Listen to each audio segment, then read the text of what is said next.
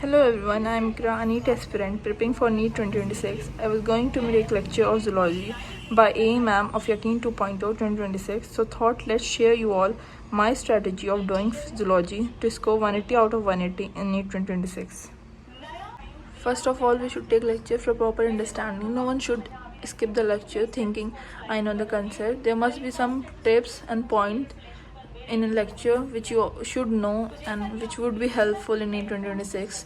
So we'll first take the lecture.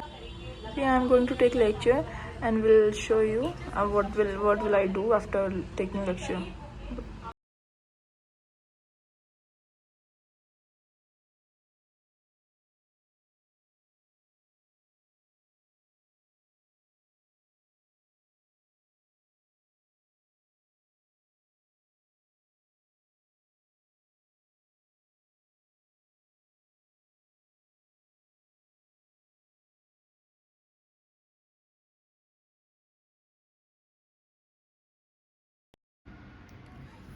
तो अभी time हो रहा है 2:11 और मेरा लेक्चर कंप्लीट हो गया. फिर मैंने थोड़ा रेस्ट लिया और मैंने लंच किया और अभी मैं वो रिवाइज़ करूँगी.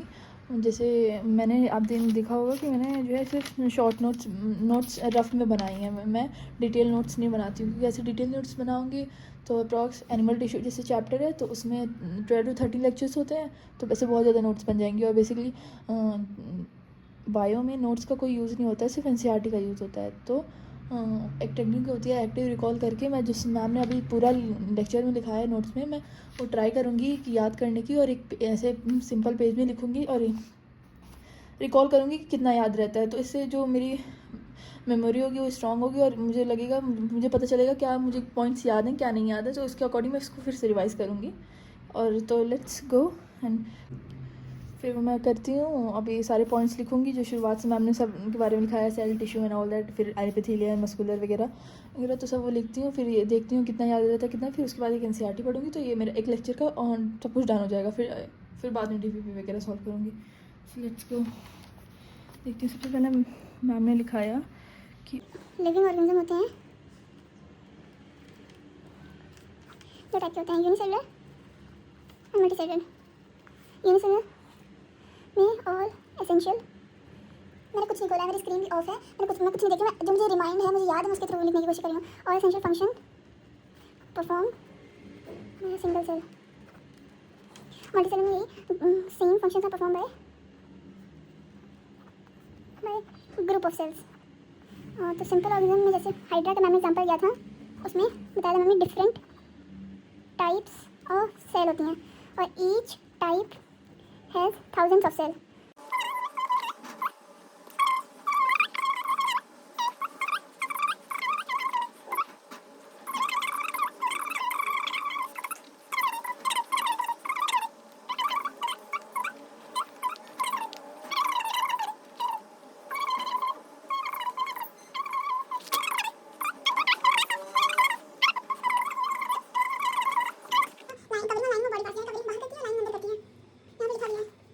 डिस्कस हुआ था. यस. तो ये था हमारा कितना अभी 11 हो रहा था, 14:28 हो रहा है अभी, मतलब 2:28 अप्रॉक्स हमें लगे हैं. 17 मिनट में हमारा पूरा एक लेक्चर रिवाइज़ हो गया बिना कुछ देखे एक्टिव रिकॉल के थ्रू. और मैं अभी ये देख लूँगी कि क्या क्या पॉइंट्स मेरे बच गए हैं, उसको रिवाइज़ कर लूँगी और फिर एक बार एनसीईआरटी पूरी रीड करूँगी. अब मेरा लेक्चर हो गया, मैंने रिवाइज़ कर लिया. अब एक बार मैं एनसीईआरटी रिवाइज़ करूँगी और देन डीपीपी करूँगी.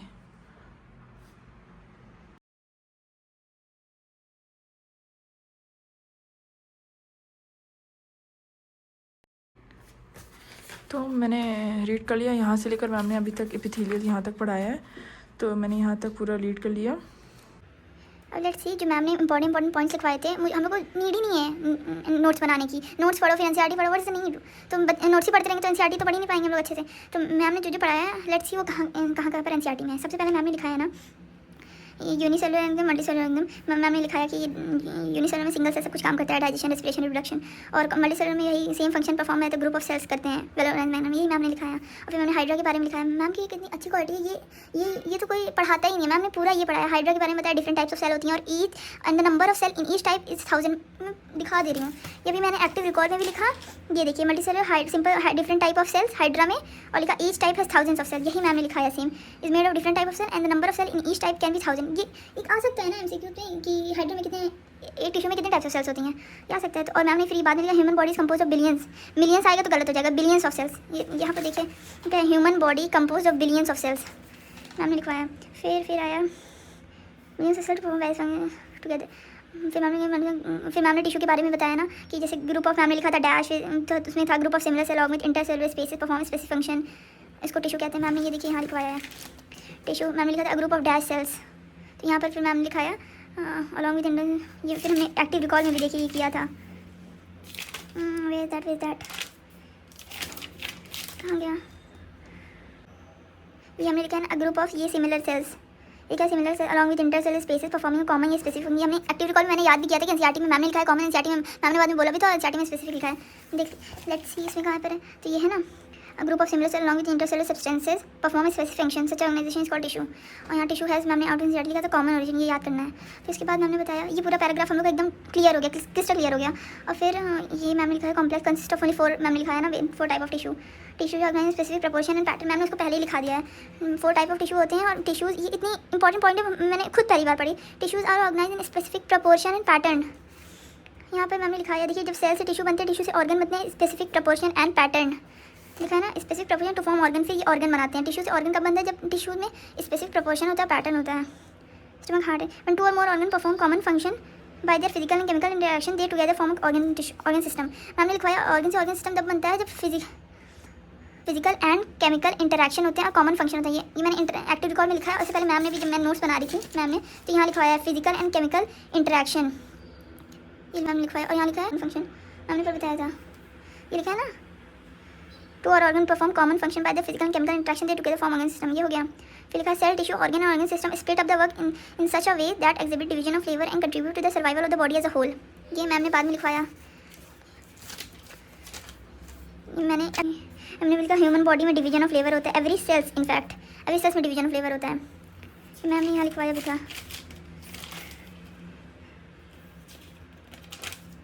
Human body every cells division of labour, ये मेरा एक्टिव रिकॉल वाला है नोट्स, और रिवाइज वाला था, रिवाइज था।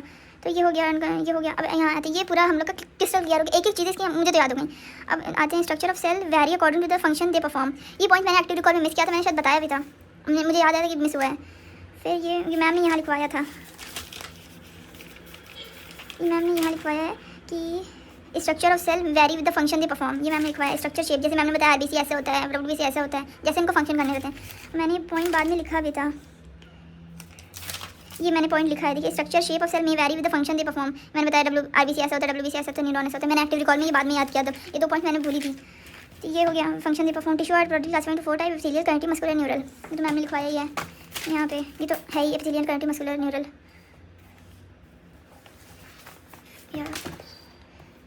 अब फिर आया वी कॉमनली एपिथेलियल के बारे में, एपिथेलियम बोलते हैं, प्लूरल एपिथेलिया होता है, फ्री सरफेस होते हैं विच face is either a body fluid or outside the environment, ये लिखा and thus provide a covering or lining for some parts of the body, ये मैम ने यहाँ लिखवाया अच्छे से।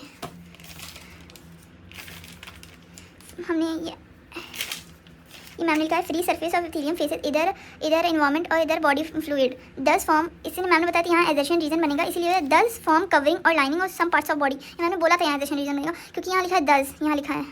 अब ये मैंने एक्टिव रिकॉल में भी याद किया, free surface of epithelium faces इधर बॉडी फ्लूइड आउटसाइड एनवायरनमेंट, दस epithelium forms covering or lining of body, ये दर्शन रीजन बन सकता है। तो ये भी पॉइंट हम लोग एकदम क्लियर हो गया। फिर मैम यहाँ है cells are compactly pack with little intercellular matrix, ये मैम फिर तो आगे टूरा, ये अभी तक मैम ने पढ़ा है, ये लेक्चर एंड हो गया था। फिर मैम लिखा है पैक कॉम्पैक्टली पैक, ये मैम ने यहाँ लिखा है compactly pack with little intercellular matrix, ma'am ने यहाँ पहले ही लिखवा दिया था।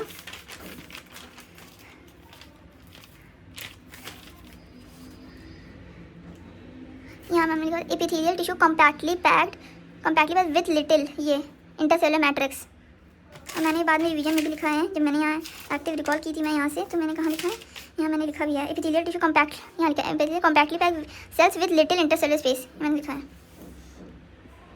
तो यहाँ तक तो हमारा एकदम क्लियर हो गया। अब यहाँ से मैम नेक्स्ट लेक्चर में पढ़ाएंगी। लेट्स सॉल्व बायोहैक एंड सी कि जितना अभी तक हमने पढ़ा है एक लेक्चर में वो कितना हो पाता है हमसे, क्वेश्चंस कितने हो पाते हैं, क्योंकि उससे पता चलेगा हमारी एनसीईआरटी हमने कितने अच्छे से पढ़ी है, कितने एक एक पॉइंट हमें याद है कि नहीं, पता चलेगा एनसीईआरटी हमारे फिंगर टिप्स पे है कि नहीं। Let's see. तो ये है बायोहैक जो कि बहुत ही टूटी फूटी है। Let's ignore that and move on to animal tissue chapter. ये रहा हमारा चैप्टर। ये रहा चैप्टर का फर्स्ट क्वेश्चन पढ़ते हैं ना। Group of different cells along with intercellular substance perform a specific function is called tissue. ये ट्रू है false? No, this is false. When a group of similar cells along with intercellular substance perform specific function it is then called as tissue. Different cell नहीं होगा, यहाँ similar cell होगा। तो out of 4 type of tissue the most abundant is, NCERT में नहीं है, मैंने अभी शायद दिखाया भी था कि मैंने बताया था कि मोस्ट अबंडेंट कनेक्टिव टिश्यू होता है, बट एनसीईआरटी में नहीं दिया गया, आगे दिया गया है। Cells are compactly packed in epithelial tissue through because they have to perform protection. Identify the type of simple, ये तो अभी पढ़ाई नहीं है। Type of epithelial tissue are, ये नहीं होगा, ये नहीं, बस इतना ही अभी तो इसमें पढ़ाया गया है। 3 क्वेश्चन यहाँ। So funny. अब let's solve DPP of lecture number 1।